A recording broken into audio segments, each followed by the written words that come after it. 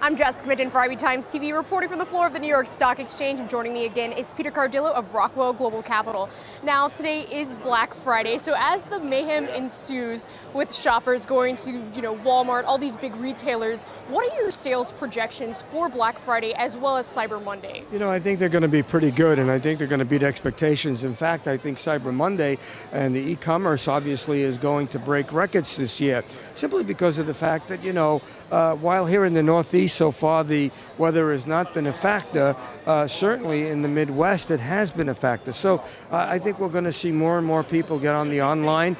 And if you look around the city here, I noticed that in my own neighborhood where I live, I see a lot of UPS cars, already bringing in packages. So that's a real good sign, and I think that the Christmas season spending is going to be a good one.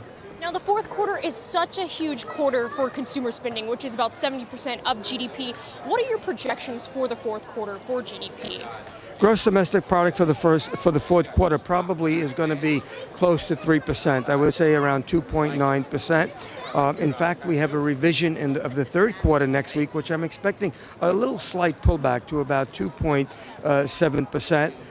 But that bodes well for the fourth quarter. And of course, next week we have a slew of economic data, and of course, I think it's going to be a very critical week in terms of the Federal Reserve. I think the FOMC is probably setting itself up for an announcement in December for a pullback on stimulants, and of course, I'm referring to three major economic numbers next week. The first, obviously, will be the labor report, and I'm looking for an increase of about 225,000 non-farms, with a decline in total unemployment to 7.2%. And that should basically confirm the fact that while most of the jobs are going to come in on the part-time basis, that's the new norm. And by the way, the fact that Mr. Obama has pushed back for 1 year small businesses to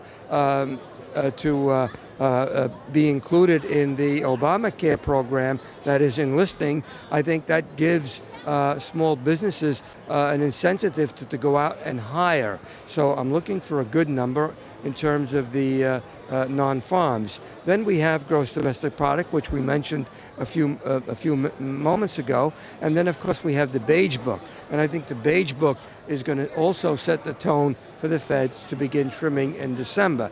And then there's a whole slew of economic numbers. We have the manufacturing, we have consumer spending, personal spending, which we should come in around 0.3%. We have personal income.